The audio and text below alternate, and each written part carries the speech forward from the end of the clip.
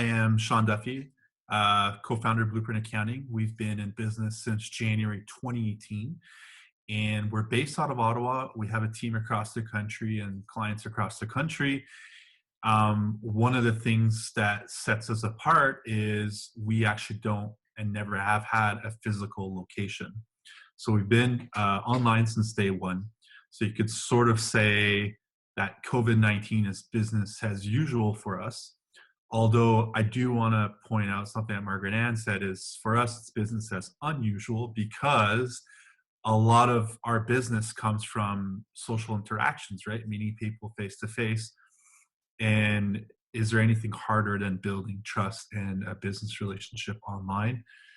As a business owner myself, I'd argue no. I think it's extremely challenging. And so I just wanted to give my thoughts on that as well, and say I agree with you on that, Margaret Ann. It's very difficult, and I'm happy to see that you're building something to create a sense of community online, right? And yes, it's Ottawa focused, but now your market is national in a sense, right? You could reach out, and then Bernie for yourself, connecting people to solutions is probably one of the most valuable business things that you could do. So good on you to get this going. So today I'm going to take about 25-30 minutes to present a little bit about what it means to work with an accountant. Also chat about what you should know as a business owner based on the numbers you're reading, right? How an accountant can help you with that as well. And then finally, I want to talk about building a winning online business culture that your employees will love. And so whether you have one employee or 20 or 200, working online and managing a team online is unlike anything ever. So it's totally different. But we'll get into that, and I can give you a couple of quick tips and pointers and advice that you can implement right away. So let's start. I'm going to share my screen to my PowerPoint presentation, and we'll walk through it. And generally, I want to let everyone know that this specific PowerPoint presentation, I would typically give it in person, right, at a conference or a seminar or something. So there's a lot of interaction with the crowd. It's meant to be fun. So as I walk through it, I'll ask the four of you present to kind of be my crowd, right, to interact. So don't be shy. I called it Succeeding in Business Work from Home Edition. So when COVID started, work from home became a really trendy keyword, and it's exactly that. I think it's important to recognize where you're working from. Building an online business culture also means setting yourself up for success individually, right? You can help yourself by making sure you have a designated office space, right? And making sure you communicate with your family members, right? Or I keep saying co-tenants, not a co-tenant, but a roommate, right? Like, this is my work environment. I work from 9 to 5. Please, this is my space. So I think that's important. I just wanted to get that out of the way. So work from home sort of has this fun connotation, but it's a workspace. So that is me. That is my contact info. I'll get that posted as well at the end of the presentation. But I'm fairly easy to reach by phone or email, and you can visit our website as well, www.experienceyourblueprint.com. I co-founded this business with Brian Clare. We both did the CPA CMA program sort of at the same time in Ottawa, and we met at the Ottawa Hospital, which is coincidentally also where I met Bernie, and so we forged a lifelong business relationship in that sense. I'm going to get into why I started a business. I think it's important to get to know each other like that. It's one of my first questions when I meet a business owner: why did you start it? What are your goals? Where do you want to go this year? Things like that. I think that's important, right? And so I wanted to start a fully remote firm because I wanted to travel. And so since January 2018, I've taken exactly 0 days of vacation because I am building a business, and I'm sure a lot of you can relate. Um, and I've just never gotten around to getting on a plane since January 2018. But that is essentially my goal. And to be uh, bittersweet about stuff, I think that in about March, April, I was ready. I was ready. I was going to get on a plane. I was just going to take whatever was available, go for a month somewhere, work from there, but go somewhere. And so I can see Marina laughing and smiling. Marina and I have been in business for a bit, and she spends a little bit of her time back home in Bulgaria. And so we had spoken about, building out a plan. How could I come see you and see the Black Sea? I've never seen the Black Sea. And business gets in the way, but you have to keep that in mind. I think that's important. If I could, there's a lot of lessons today, but sort of my top 10 lesson, if you're a business owner, is just try and stick to your goals and try and make it happen, because that's what you got in business for, right? We're all working 12, 14-hour days. We're all passionate. We all love what we do. We all love our clients, but you have to find some time for yourself. I wanted to share that with you. Being in business, it's a lonely place, right? And if it was easy, everyone would do it. And so I really like this graph. I have another one after. It's a little bit more comical, but I'm an accountant. And so anybody who has an accountant in their life, whether they are an accountant or they're married to one, or they're going out with one, or they do business with one, engineers are a lot of the same way. We're very structured, right? We have a thought process that kind of follows decision trees and yes or no, and then where do I go from there, right? And so this is kind of my daily life, right? I'm like, this is so hard. What am I doing with myself? But I love it, right? And I wanna pursue that passion. So I think everyone's online or watching a presentation today wants some of those tips and advice. But I think it's a good way to kind of also just, I want to take this one to kind of reflect with you, like, why did you start business, right? Like, yes, it's hard right now. It's always going to be hard, but what are your goals and dreams? So maybe I like to kind of shoot that off as an exercise. Just take 15, 20 seconds or more if you need it, but just write down, like, what are 3 of the goals and objectives that you had when you first started it, and just remind yourself of those or pin them on your wall.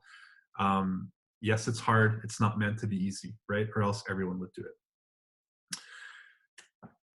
This is my chocolate decision buddy. I'm a huge chocolate fan.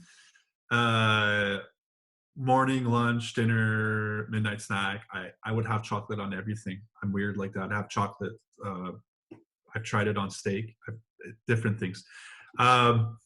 So again, it's just about kind of having fun with your day and kind of having fun, like in here, right? Like, you're a business owner, you're smart and passionate about something. We all think differently about things. Just try and have fun with it a little bit. So I just wanted to show you a little bit about what goes on in my head. So today we're going to talk about defining your role as the owner operator, right, in a business, and what it means in relation to accounting numbers and such. What are some accounting apps out there? Bernie spoke about Receipt Bank. I've worked with Marina a little bit. You have a new team member in Bulgaria. The support team for Receipt Bank is actually in Bulgaria, super strong in accounting. So there's this whole world out there that's online, that's worldwide, and that's supporting these amazing cloud-based solutions for accounting. You don't need to be a wizard at it. You just need to know how it works, and then you have a fantastic team supporting you on the back end. What are some of the benefits of Know Your Numbers as a business owner? How can an accountant help you see through the noise or make more sense with the numbers you're seeing? And then I'm going to top it off with how to build a thriving online business culture. So, like I said, this is meant to be sort of a fun presentation. I really wanted to, again, before we get into the meat of the subject, what does it feel like to be a business owner, right? So generally I'm presenting in front of a crowd and I ask people to raise their hands, like, is this what you look like every day? And if people are being honest with themselves, everyone's raising their hands, right? Yeah, you're wearing many different hats. So I'm a business owner myself. I happen to be good with accounting. That's about it. Like everything else I need to learn. The learning curve is steep, it's hard, it's difficult. But again, just go back to our exercise. What are the goals you set out for yourself? Like, why do you want to be in business? But yeah, so this is just to kind of reset your mind, right? It's super normal. If you feel like this, don't worry about it. Through Margaret Ann or Bernie, right? You can reach out to the community in Ottawa, or through Connect Ottawa, and just find some solutions to some of the problems, right? There's always going to be a crowd that's protective of information and data, but there's generally more people that believe in an abundance mentality. And so part of the advantages of working online is you should be able to connect to a fairly large online business community of whatever it is that you do, right? And then within that community, you'll find people that believe in abundance mentality, and that will want to help you out. So stay positive and keep your head up. If you're in business, the reason I put this up is actually to make you feel better. So you're not supposed to be disorganized when you're in business. It's impossible. If you're going to talk to friends and family members out there, and maybe even other business owners, that you're going to talk to them about your problems or the issues or challenges you're facing, and they're going to come up with some kind of super organized, sentence or something, and they're going to say, well, you should do this and you should do that, and this is what your goal should do, and this is where your career should be, and this is where your wealth should be.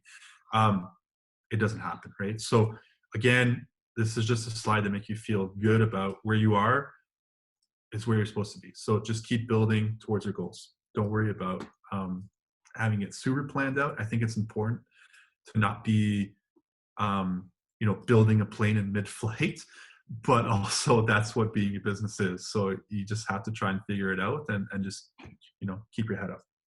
All right. Some of the accounting apps that exist out there are amazing. There's literally hundreds of them, like hundreds.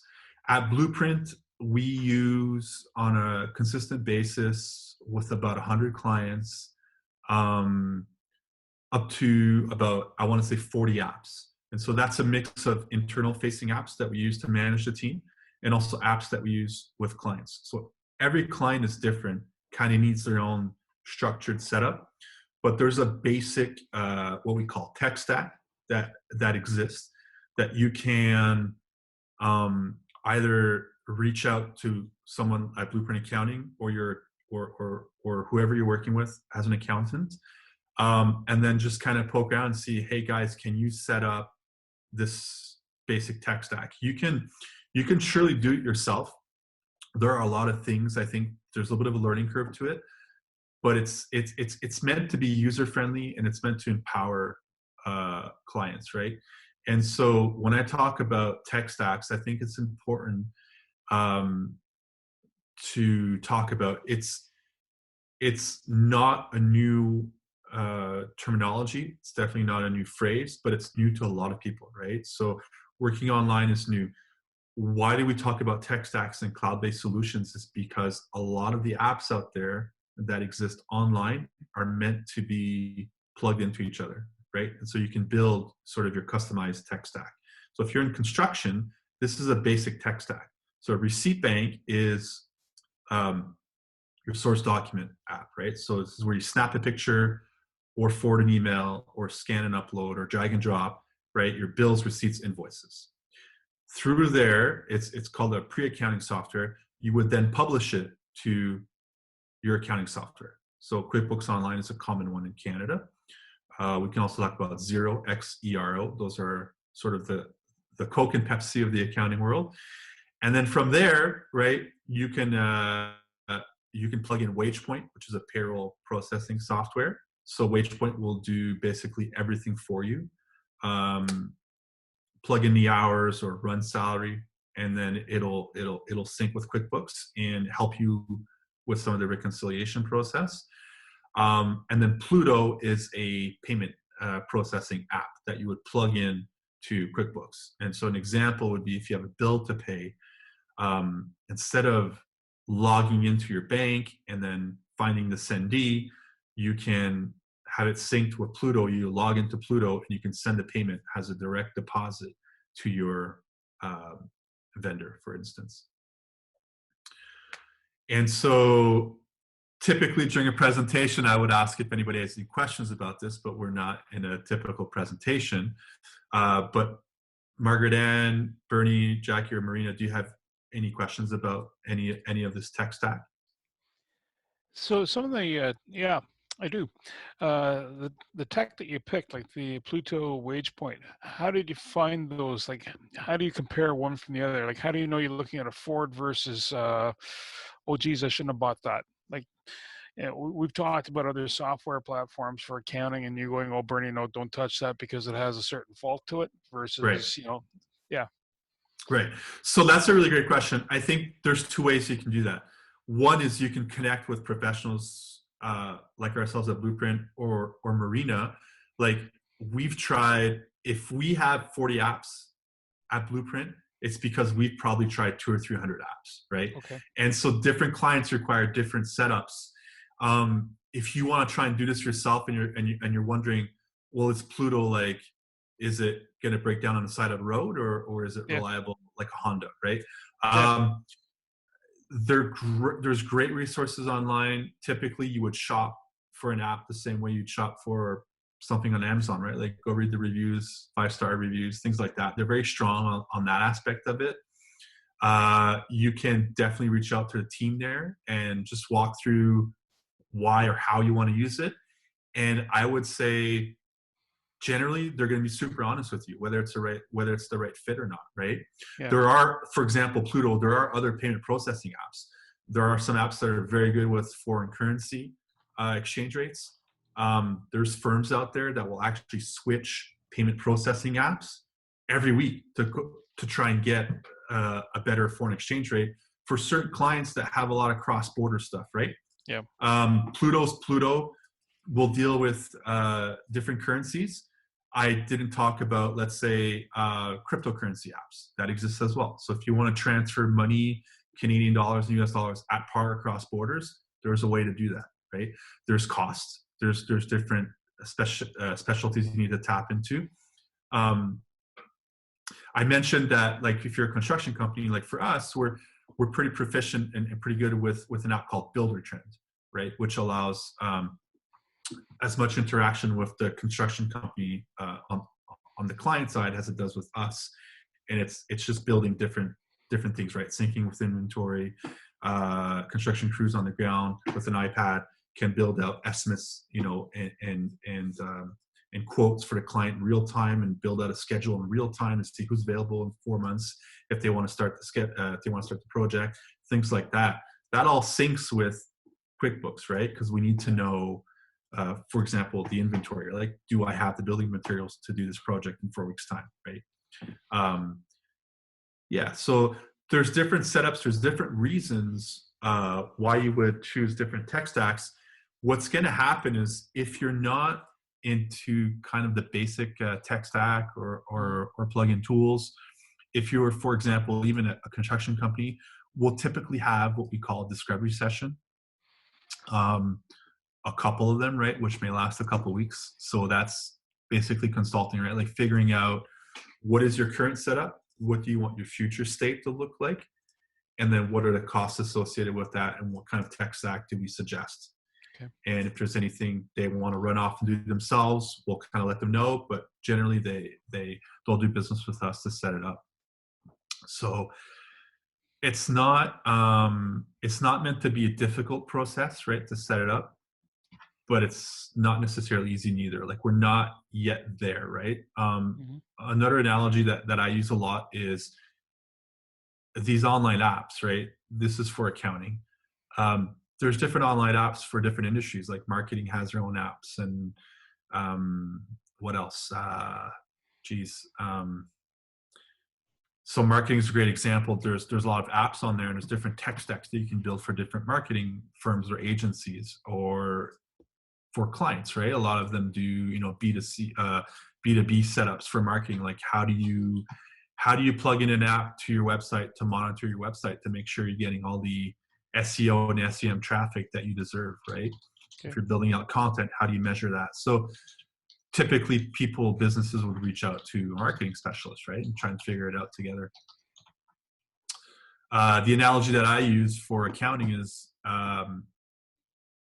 20, 30 years ago, Excel was coming into its own. And if you didn't get on board with Excel 20, 30 years ago, but you wanted to work in finance or accounting, you're dead in the water, right? Like you kind of need to know the ins and outs of Excel at this point if you want a job in finance. I would argue that if you want to be successful in business, no matter what your background is, I would argue try to figure out what is a good fit for you, get the basic knowledge around it, get it working, test it out, see if it's for you. If you're not comfortable with it, reach out to an accounting firm and we can help you set it up. Okay. One quick question. So you also do cryptocurrency too?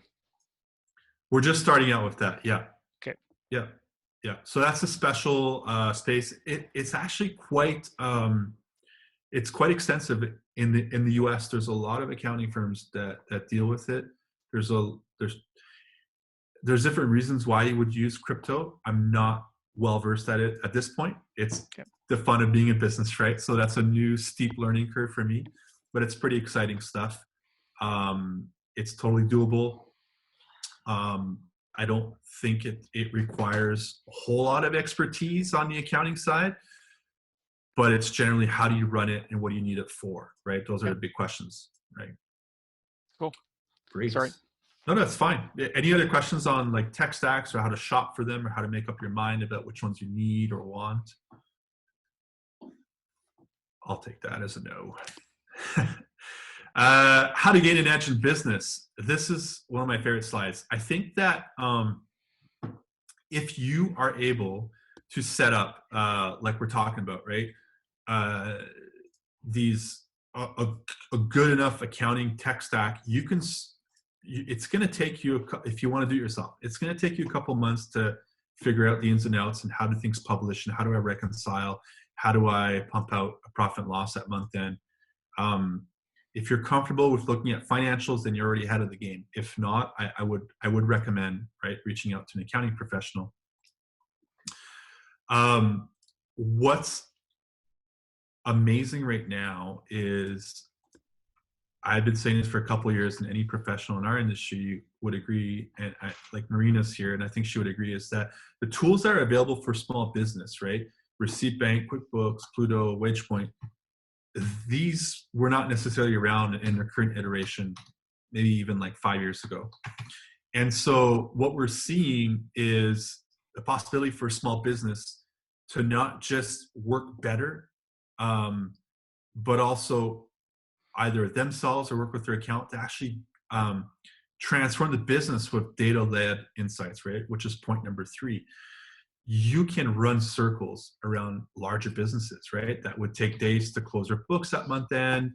In your case, it can be done fairly quickly. And then from there, the data that you're able to produce out of QuickBooks is not limitless, but in a sense it is, right? As a small business, there's never been so much power and so much possibility with these tools as there is now. And so I think that's important to highlight. I think I'll argue that all day long, that right now is a great time to be a small business just because the tools, they're affordable, they're available. It takes a little bit, right, to get to know them pretty well. And then from there, you can keep plugging in different tools. Like you can plug in cash flow forecasting tools, right, that will give you a 30, 60, 90-day outlook on your business, and you can build assumptions in them. And it takes a fraction of the time compared to downloading the data from QuickBooks and kind of massaging it in Excel. And then if you want to build in another assumption through Excel, you got to kind of figure out, okay, I got to put that cost driver in there, or there's just different ways of doing it in Excel, but it takes more time generally, right? And so time is not an ally of yours when you're in business. So if you could plug in a tool, figure out how to work the tool a little bit, you'll just shave hours off of your day, and you'll be able to play around with assumptions and stuff that you want to look at.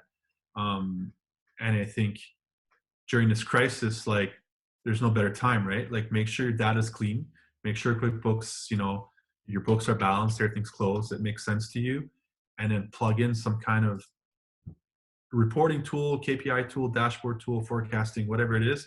If you're not sure how to use it or what it's supposed to mean or say to you, then you would reach out to someone at Blueprint Accounting, and we can come up with monthly meetings, quarterly meetings, yearly meetings, and then just help you interpret the info, right? We're CPAs. Brian has his MBA. I have a degree in economics. Like, numbers are numbers, but interpreting them is key, right?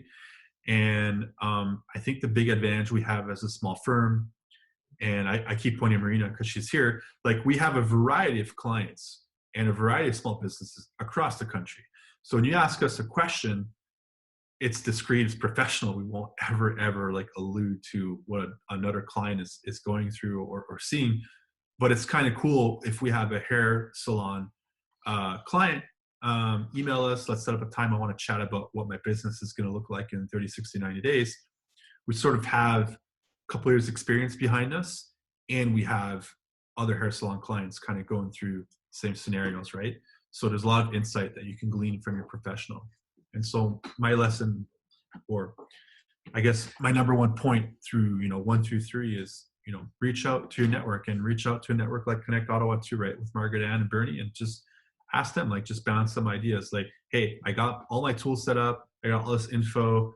How do I successfully transform my business with data-led insights? It's like, well, what are the problems you're seeing, right? And then just keep digging at it and reach out and ask around. Moving on, just another one of my alternative facts. Knowing how to math is not a luxury, it's a necessity. So of course, I'm gonna preach this all day long. It's an alternative fact. Barack Obama didn't actually say that. I wish he did, but I think it's pretty credible. And I think beyond it being a joke, I think it's true. Like, if you're in business, you need to know the minimum, right? Like, accounting is not meant to be super complicated. It's basic arithmetic. It's very important for you to be on top of your numbers. So what do I mean by that? This is, I said earlier, one of my previous slides is my favorite slide. This is my favorite slide. I just made up my mind again. So I think any of these 3 points, I always say that if I bump into you on the street, right, on the sidewalk, not during COVID, pre-COVID or post-COVID, I should, and you're my client, I should be able to pop quiz you on this. You need to know number 3 by heart. If you don't know number 3 by heart, you're in trouble. Let me explain. If you have one service, so we're a professional services firm, there's an argument to be made that generally all the revenue that we see we can kind of group it together. So we derive revenue from different activities that we do, but generally our gross margins are the same across the board. As we scale, they're the same. They can go up or down a little bit, but we know our gross margins in and out. And the reason it's important is because gross margins is, for anyone out there that's unclear, it's sales minus your variable expenses. So variable expenses, I mean, this is where interpretation can come into line, but generally, some of your sorry, I'm losing my train of thought here, but in your gross margin, it's important to know it, because from there is where you make bigger business decisions, right? Like whatever's left over is what you can start looking at in terms of fixed costs and such. Is it worth it doing what you're doing, right? Like if you look at your sales and you're in an industry, let's call it, I don't know, kitchen renovation business. If your gross margin is 50%, you're probably doing okay. If your competitor is doing 70%, then there's something not right with your either your price point is too low or your variable expenses are too high. So I would say you need to revisit what is part of your variable expense. So an easy one in variable expense, I lost my train of thought earlier, I just thought it is cost of goods sold. That's an easy one, right? For restaurants, cost of goods sold would typically be food and alcohol purchases. And so that's a fairly, from there, once you have your gross margin percentage, then it's about benchmarking it, right? Is it what you want to see personally? Like if you introspect, right, into your business, back to my construction, my kitchen renovation example, is 50% agreeable with you? Sure, maybe. If you're running the business by yourself, you don't need much to go on, great. But if your competitors who have a team and are running circles around you in terms of closing business, if they're at 70%, that's a lot to start considering, right? Like that's where the thought process comes in. So I kind of skipped down to number 3. I just thought that was really important. Net income and P&L, number 2 and number 1 are kind of linked together. This is probably the most basic, it's the most common comment that we hear is, why is my net income so high, but my bank balance is showing 0? Well, not everything runs through the profit and loss, which is why you have to truly fundamentally understand the balance sheet as well. So you can, again, as a business owner, you're used to finding solutions or reaching out to your network. You can definitely look into understanding balance sheet better, right? Like, I would definitely reach out to a professional and ask them like, hey, I need help interpreting. I just don't understand like why, if cash flow is king, my net income looks amazing on my profit and loss, why is my bank balance showing 0? Well, there could be owner draws. You should look at your accounts receivable, right? What's going on there? Like if you had net 30 terms on your invoices and you're averaging 45, 50 days for collections, let's look at some processes where you can accelerate that, right? Your accounts payable, have you, especially during COVID, like these are some easy tips, like have you renegotiated the terms? Have you asked for some relief? Have you deferred some of those payments? So that's really important. And I think as much as I don't like hearing comments like, why is my net income so high, but my bank balance is so low, it's also a good starting point to look at things. So don't take it as criticism, but just understand that they're not linked, right? Your net income is generally not linked to your cash flow. Cash flow is cash flow. Cash flow is cash in, cash out. That's it. Your net income is showing something completely different. Similar, but different. Are there any questions on this? I'm going to ask those present, Margaret Ann, Bernie, Jackie, or Marina. No? No, that's pretty clear. Yeah. Cool. About 5 more minutes. Okay, so let's go through this real quick. So again, this is something I would do in person, right? So I'm just going to go through it really quick. It's a fun little exercise. So what happens when you don't grasp your numbers, right? So we're going to go through 3 case studies that I completely made up. They're completely fictional, but I just want to drive the point home, okay? Catalina Smith, super passionate, super interesting, award-winning designer, go-getter, shaker, and mover, does everything very well.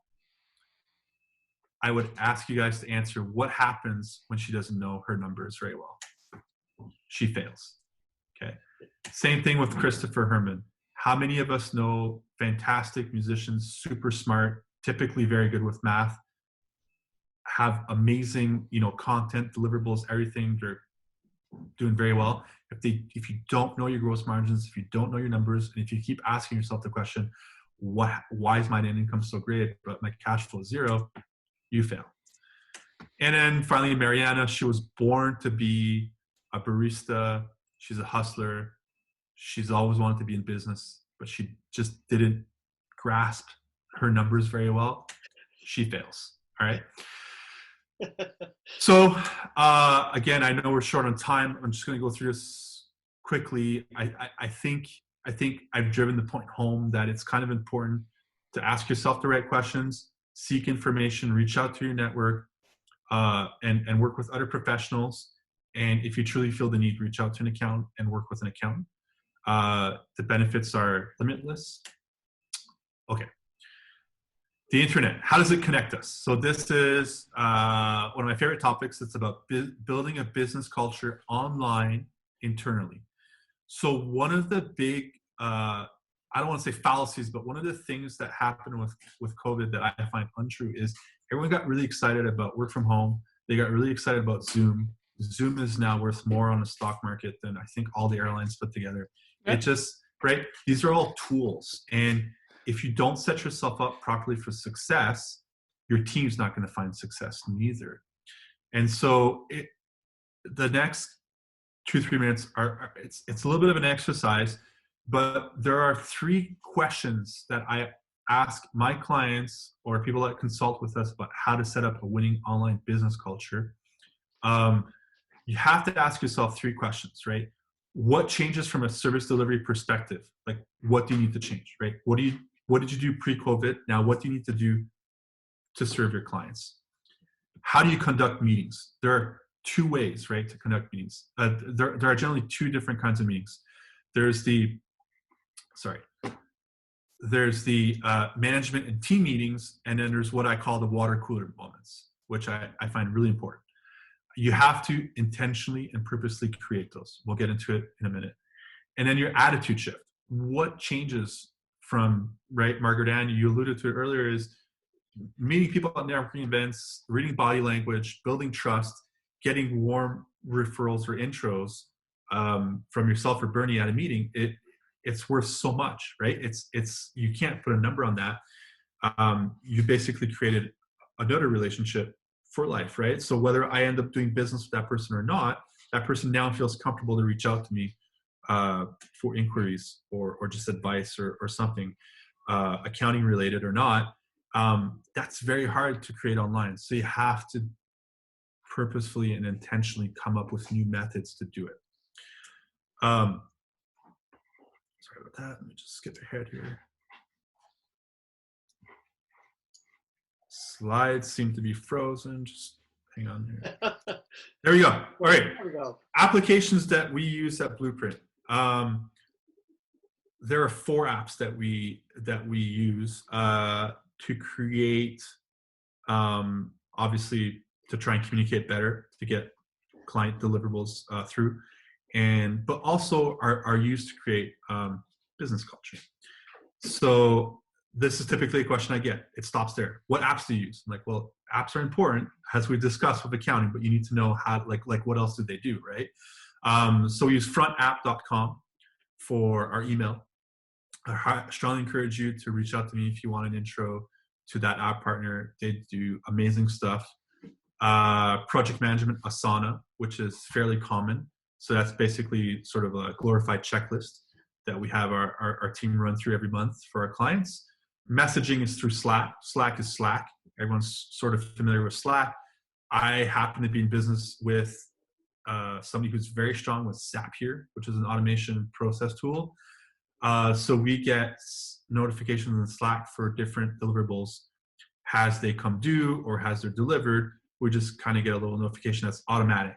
So it removes a lot of minutes and hours from our week for that. Slack is amazing. There's all kinds of possibilities. Intellectual property, I put Secret Sauce. That is not an app. I wish it was, because it's a pretty sweet name. I may copyright it, secretsauceapp.com. There's different apps, but what you want to look at is something that acts as sort of a wiki. So you want to be able to document your processes, things that worked, how-tos, different steps, because what's going to happen is your team members sitting by themselves alone in their home in Saskatchewan, for example, working, and they're not going to know how to do something. They're going to be shy to ask you. They're going to Google it, get the wrong answer.